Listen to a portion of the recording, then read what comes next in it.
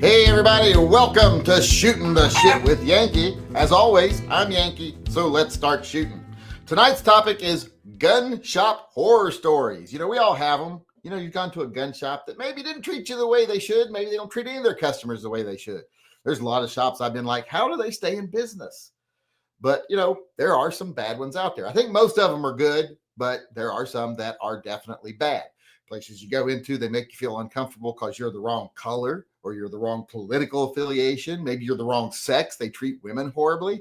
You know, lots of things can go wrong in a gun shop. And it seems that there does seem to be a lot of good old boy stuff going on in gun shops. Now, my personal take on my worst gun shop horror story isn't a brick and mortar gun shop.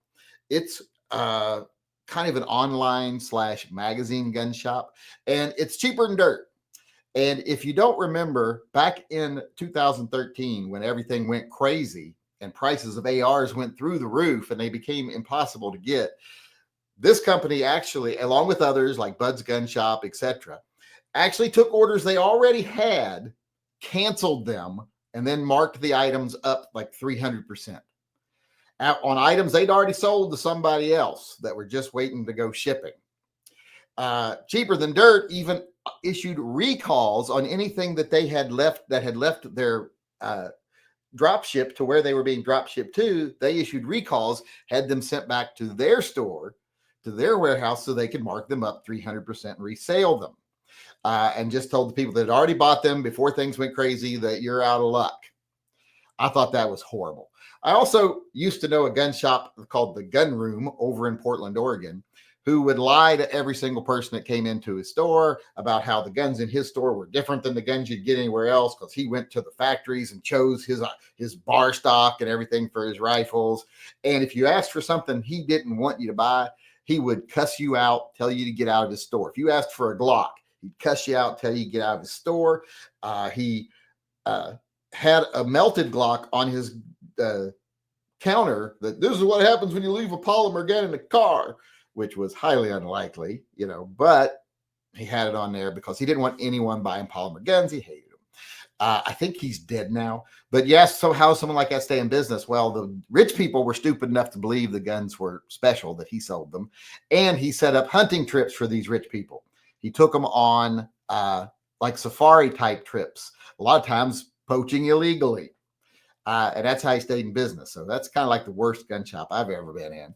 But, and like I said, the stuff that some of the onliners did back in 2013, where they took advantage of their customers and threw the customers to the wolves because they saw a chance to make a quick buck. That was some of the worst stuff I've ever seen. But what have you guys seen? Let's go over here and see if there's anybody putting anything in the comment section. John Mandrick says, Sportsman's Warehouse in Everett, Washington. No clue on guns. Horrible service. I had to explain to them that they shouldn't put the 38 Super and 38 Special together. You mean on the shelf, the ammo? They probably didn't know the two different ammos. Well, this one's a little stronger. The same thing, though. Yeah, the big shop gun stores, every now and then they'll have somebody knows what they're doing, but they usually don't. And I've also found that the big shop gun stores are always the first ones willing to violate your rights. Willing to say you don't have a right to do something when you do, or refuse you something on a basis that makes no sense. You know, so I'm not a big fan of big box gun shops, because whenever the government starts saying, hey, we don't like it when companies sell guns, they're always the first ones to cave to public pressure.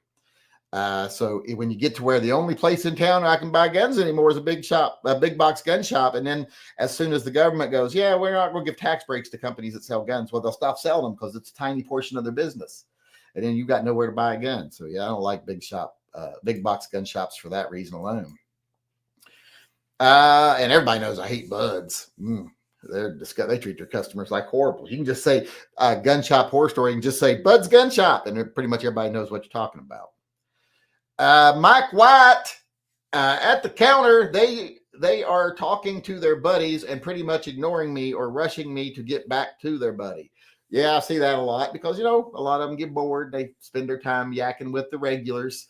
And when you ask them to, especially if you don't know things they think you should already know, like if you ask a question that maybe you don't know, but it's an old thing to them, they act like you're stupid. And I don't like. They rush through answering any questions. They're very short with you. That's not how you do customer service. Dale Rickety said, in gun shops, I have not had too many problems with the shopkeepers, but more bull crap with customers who just hang around and give their opinions. Hey, are you talking about me? Actually, I don't give anybody my opinion that doesn't ask for it. If they ask for it, I'll give it to them, but not if they don't ask for it. There's always a know-it-all. Always a know-it-all that knows everything, even if they don't know anything. And there's always someone waiting around to add some sort of political aspect to everything you say. Liberal bullshit. I'm like, no one wanted to get into a political discussion with you. I'm here to buy a gun.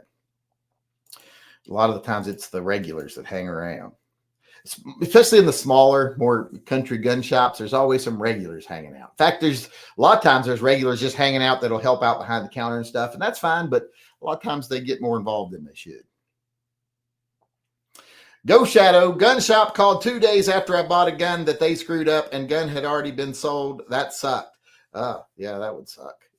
That's a mistake, I guess, but still, how do you make it right? That's the thing. It's like I always say, I don't judge gun manufacturers or gun retailers or anything on whether they make a mistake or whether they have a limit or something.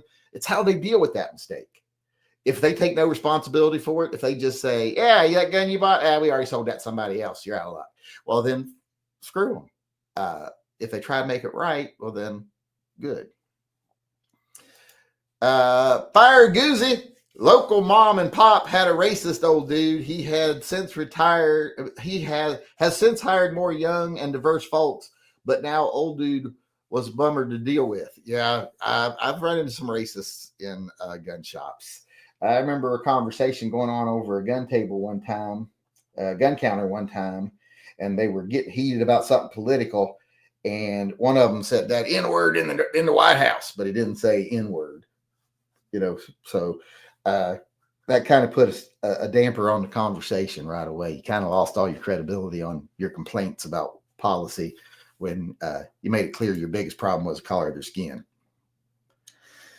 Phyllis Shanice says, at gun show, my friend Dixie Maresh, not a stripper. I swear that's got to be a stripper or a drag queen. Picked up gun, asshole at the table, told her to get her husband. Yeah, I've been like, yeah, well, I'm going to take my business somewhere else. How much is this? I'm buying it, but I'm buying it over there. Sexism is big in a lot of gun shops because it's a lot of good old boys. Believe it or not, there's still a lot of sexism in the world. Just because women are far inferior, not as smart as us, or as good at most things, that doesn't mean you should treat them how they deserve to be treated. You should be nice to them. That'll get me in trouble. Edgar Cortez chimed in here and says, I guess I've been fortunate. I have not had any horror gun shop occurrences. Always treated respectfully. Well, that does suck. How I would worry there's something wrong with me if people are always nice to me. Like I figure if people are always nice to me, I'm like, am I retarded and don't know it? Is that what it is? Because people aren't mean to you every now and then. And something's got to be wrong. You got to be some sort of protected class, and not one of those ones that's just protected to be protected. One of the ones people feel sorry for. Do people pat you on the head a lot? But all right, that seems to be what you all had to say. I said what I said. You said what you said. If you want to say what you have as your gun shop horror story, put it in the comment section below. Also, if you want to weigh in on any of the topics we talk about during the live chat, you want to be part of the conversation, come on into the live chat. We do one every night at 6 p.m., except for Wednesday when they're at 7 p.m. It's live. It's open to everybody. You don't got to be a member or a supporter or anything. Just anybody can come in, talk about the topic. And also afterwards, we do open chat where you can talk about anything you want. For something you want to know about me or the channel or whatever, come on in and ask. Or if you want to know what I know about something, which probably isn't much about anything, feel free to ask that too. Also, you can come in and disagree with me if you want. Feel free to do that. We do the slap the yank or spank the yank now. If you've got any problem with anything I've said and want to stand up in front of me and tell me that I'm wrong. We got one more comment came in here I want to answer real quick before we go. Aaron Talks Firearms says, when someone comes in wanting to buy a revolver for self-defense and they tell them revolvers are no good and try to get them to buy a Glock. Yeah, I don't like that either. Often that's just because they don't have any revolvers in stock. They have Glocks because they think that's what all people buy. But yeah, I don't like when people tell me what I want. I don't mind if you give me advice if I ask for it, but if I come in telling you what I want, well, you tell me whether you got it or not. And if I say, well, you got anything like that? But then you can feel free to let me know. But if I tell you what I want, that's what I want. I don't go into a restaurant saying, you know what?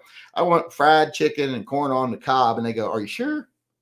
Fried chicken isn't something that most people would choose. You might want to choose steak. I'm like, no, I would never go back to that restaurant. So, all right, everybody, like I said, if you want to be heard, come on in one of our live chats. Hope to see you at one soon. Until then, remember, always carry and stay safe until I see you again.